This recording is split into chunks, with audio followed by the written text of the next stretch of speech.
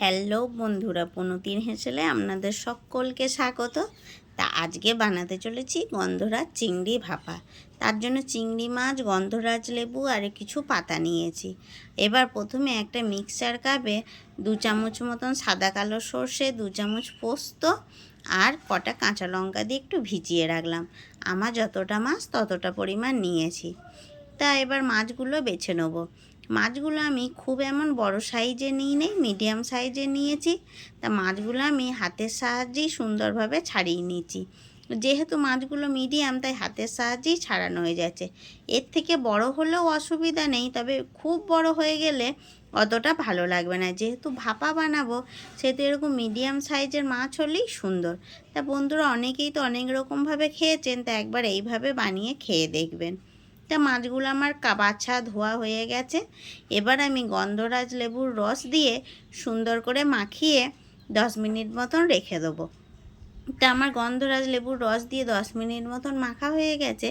এবার আমি রেখে দিয়েছিলাম।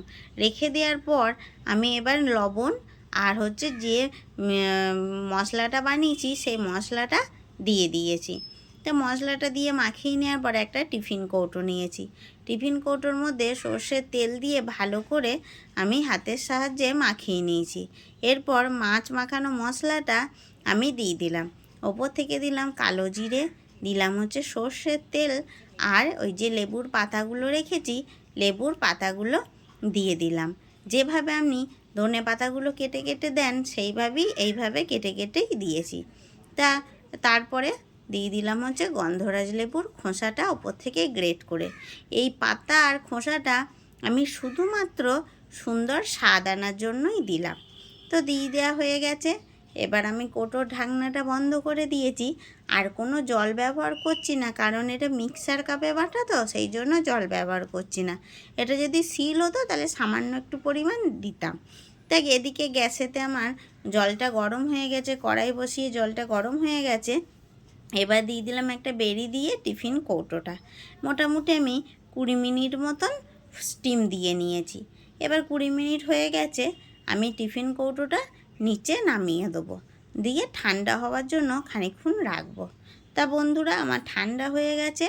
এবার খুলে আপনাদের সঙ্গে দেখাচ্ছি যে কেমন সুন্দর আমার গন্ধরাজ চিংড়ি ভাপাটা হয়ে গেছে।